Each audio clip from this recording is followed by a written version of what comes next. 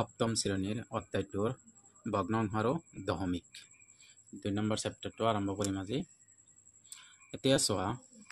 ইয়াতে দুটা বস্তু আছে। তো এটা হল ভগ্নাংশ মানে কি, তাতে কি থাকিব, এটা থাকিব লব আৰু এটা থাকিব হৰ। ইয়াতে চোৱা, মনত পেলত কৈছে কি কৈছে, হৰ লবতকৈ ডাঙৰ হলে প্ৰকৃত ভগ্নাংশ আৰু লব হৰতকৈ ডাঙৰ হলে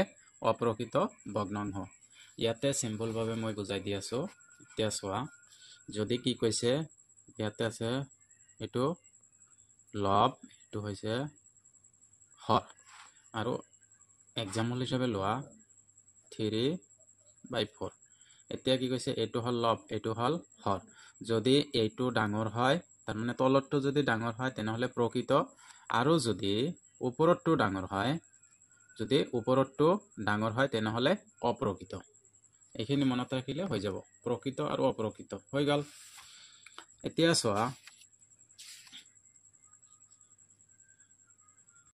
চোৱা, আমি কি লব আৰু হৰ, সাপোজ ইয়াতে 3 আছে 4 আছে, আৰু এটা সংখ্যা লৈছো 4 আছে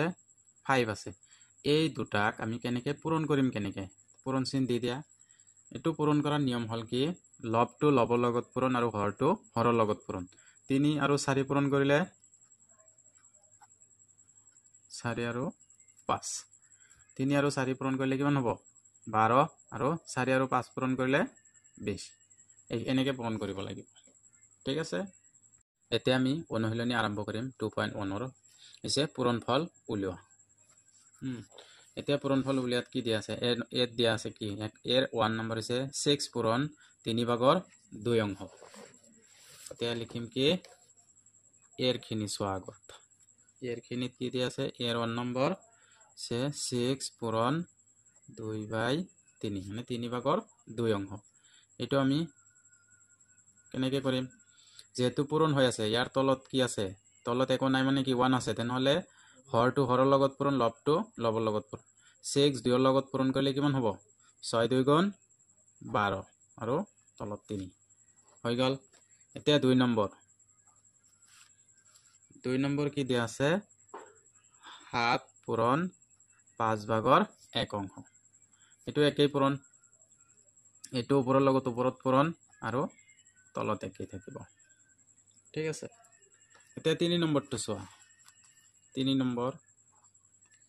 নম্বৰ দিয়া আছে 5 পূৰণ 2 আৰু হৈছে 4/3 অংশ। এতিয়া চোৱা, এইখিনি কিন্তু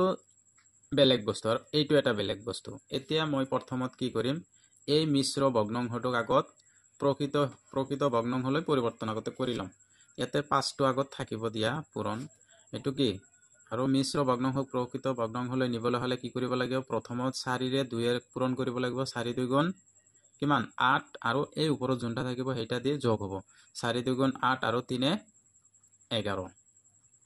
এইখিনি হল। এতিয়া আমি লবৰ লগত পূৰণ, হৰৰ লগত পূৰণ। এইটো হৰ তলত নাই মানে কি 1 আছে, 1ৰ লগত 4 পূৰণ কৰিলে 4, আৰু 5ৰ লগত 11 পূৰণ কৰিলে 55, ঠিক আছে। এইখিনি হল। এতিয়া 4 নম্বৰটো চোৱা, 4 নম্বৰ 3 আৰু হৈছে 7/5 পূৰণ 28। এতিয়া চোৱা, সলিউশনত চোৱা, 7ৰ লগত 3 পূৰণ কৰি দিয়া, মিশ্ৰ ভগ্নাংশ আছে, প্ৰকৃত ভগ্নাংশত নিয়া। 7ৰ লগত 3 পূৰণ কৰিলে 7 3 গুণ 21, আৰু 5 কিমান হ'ব 26, আৰু 7টো থাকক, পূৰণ 28। এতিয়া 7টো 28ৰ লগত কাটাকাটি কৰি দিয়া, যেহেতু ই হৈ আছে 7 27ৰ লগত কিমান বাৰ যাব 4 বাৰ, আৰু এই 4ৰ লগত 26 পূৰণ কৰি দিয়া। 4ৰ লগত 26 পূৰণ কৰিলে কিমান হ'ব 4 6 গুণ 24, 24ৰ 4 7 2, 4 2 গুণ 8, আৰু 10, কিমান হ'ব 104। এইখিনি হল এনসাৰ। এতিয়া চোৱা 5 নম্বৰটো, 5 নম্বৰটো কি আছে, 2 4/3 অংশ পূৰণ 5।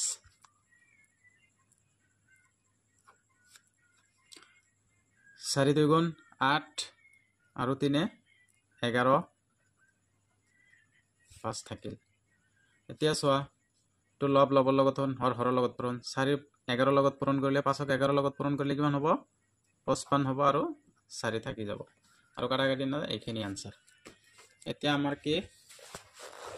এৰ গোটেইখিনি আলোচনা কৰা হল এতিয়া আমি বিৰ খিনি আলোচনা কৰিম বিৰ 1 নম্বৰত কি দিয়া আছে 7 ভাগৰ 1 অংশ পূৰণ 9 ভাগৰ 1 অংশ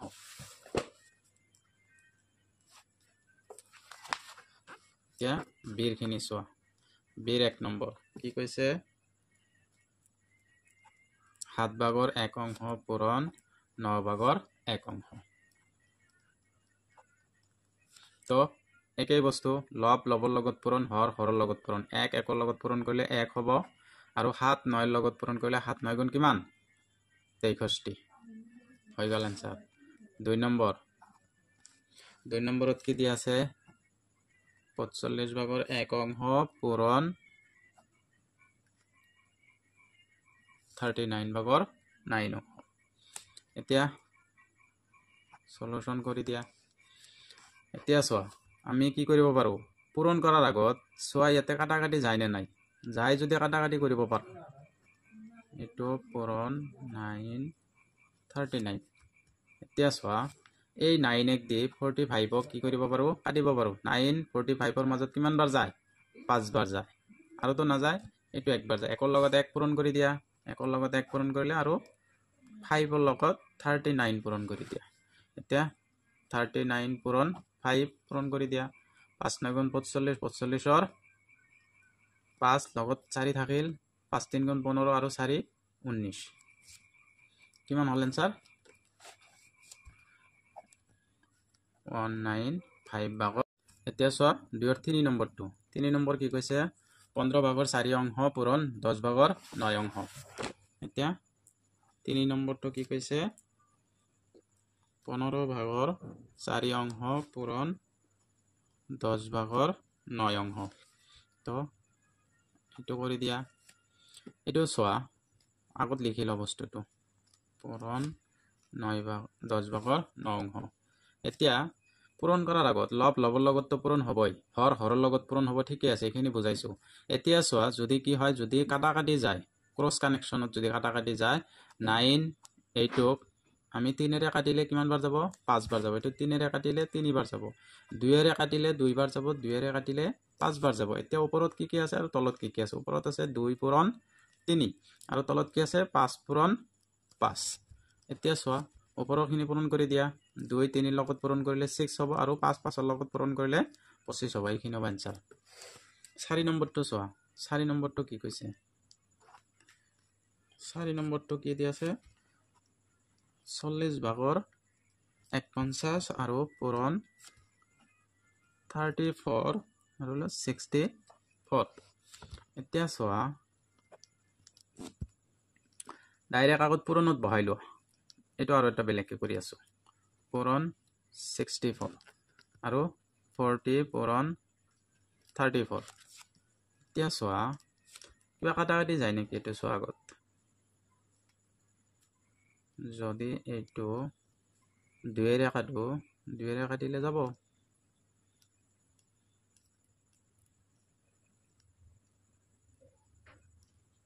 এতে 17 ৰে কাটিব পাৰি 17 ৰে ইয়াতে 2 বাৰ যাব 17 ৰে ইয়াতে 3 বাৰ যাব আৰু কি কৈছে এইটো 2 এৰে এইটো কাটিলে কিমান বাৰ যাব প্ৰথমত 3 বাৰ তাৰ পিছত 2 বাৰ যাব তাৰ পিছত এইটো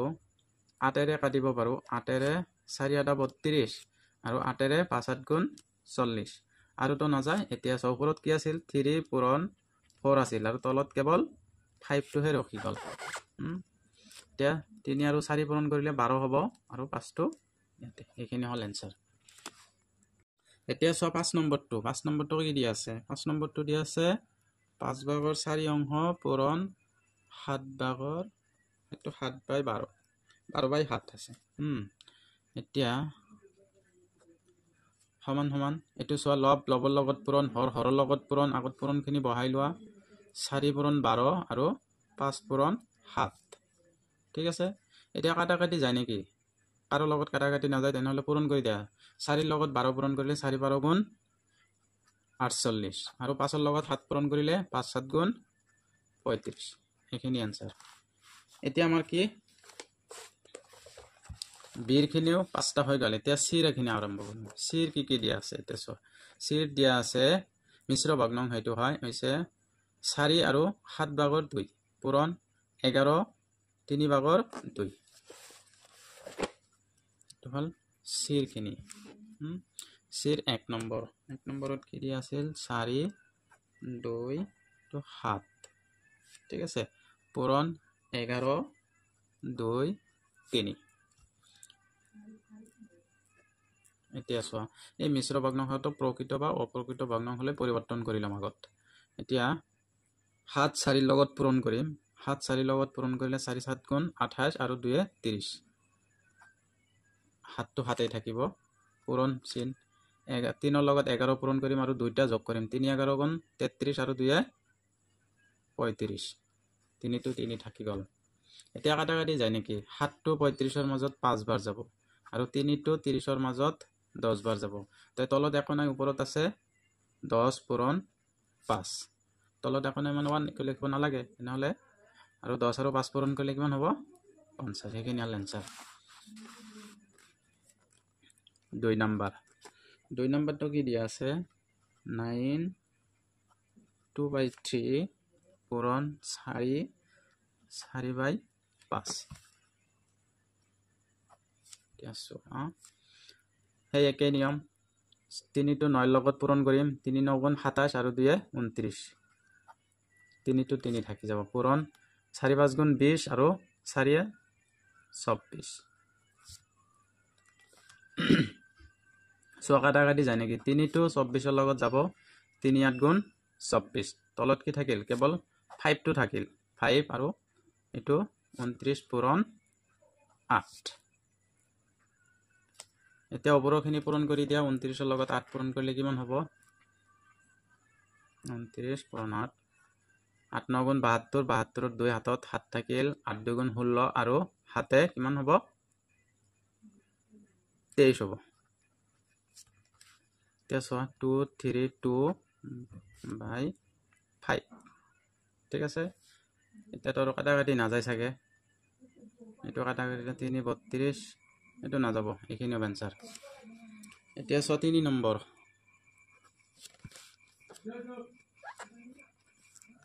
3 নম্বৰটো কি দিয়া আছে 5 5/6 পূৰণ 6 3/7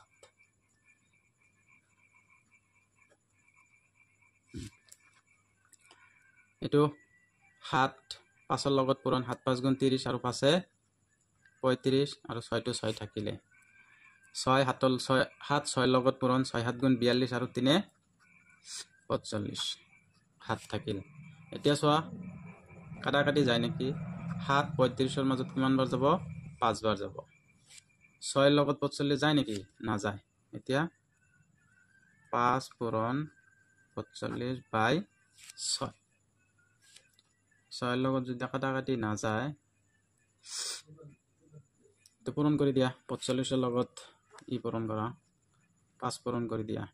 5 5 গুণ 25 25 और 5 হাতত 2 5 4 গুণ 20 আর 2 22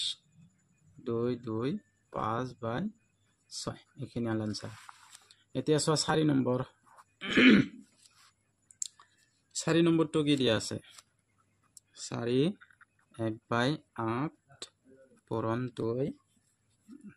10/11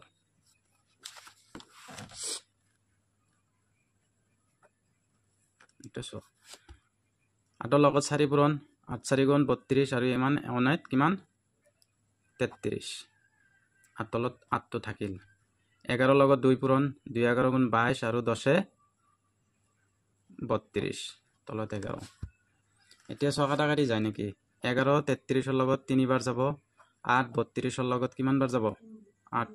4 গুণ 32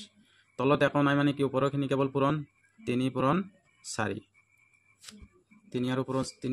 4 পূৰণ কৰিলে কিমান হ'ব 3 4 গুণ 12 এখানে হল आंसर এতিয়া আৰু এটা আছে 5 নম্বৰটো কি দিয়া আছে 5 নম্বৰটো অলপ ডাঙৰকে দিয়া আছে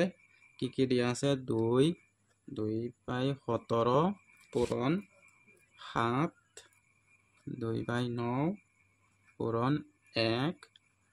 33/12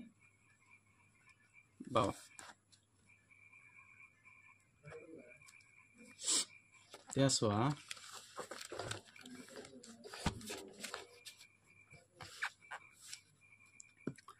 এইখিনিক পূৰণ কৰিলে 17 2 লগত পূৰণ কৰিলে 17 2 গুণ 34 আৰু 2 কিমান 36 17 টো তলত থাকিল পূৰণ 9 7 গুণ 63 আৰু 2 65 আৰু 9 টো তলত থাকিল পূৰণ 52 লগত 1 পূৰণ কৰিলে 52 হ'ব আৰু 33 লগত যোগ কৰিলে কিমান হ'ব 85 আৰু 52 এতিয়া কাটাকাটি যায় নেকি চোৱা কাৰো লগত কাৰো কাটাকাটি যায় নেকি 17 লগত 85 17ক 85ৰ মাজত কিমান বাৰ যাব 5 বাৰ ঠিক আছে 9 লগত 36 9 4 9 গুণ 36 এতিয়া এটো 2 এৰে কাটিব পাৰি 2 ইয়াতে কিমান বাৰ যাব 4 4 এ 52 কিমান বাৰ যাব 13 বাৰ যাব আৰু 13 65 ৰ মাজত কিমান বাৰ যাব 5 13 65 5 বাৰ যাব ওপৰত তলত তো একো নাই ওপৰত কি থাকিল 5 পূৰণ 5 5 5 গুণ কিমান 25 এইখিনি হল এনসাৰ তো নেক্সট ক্লাছত মই এইখিনি তো একৰখিনি পূৰণফল উলিওৱা এইখিনি হৈ গল a b c এইখিনি হৈ গল এতেকে নেক্সট ক্লাছত মই কি আৰম্ভ কৰিম মান নিৰ্ণয় কৰা 2 ৰ পৰা আৰম্ভ কৰিম যদি তোমালোকৰ কোনো ডাউট থাকে তো কমেন্ট কৰিবা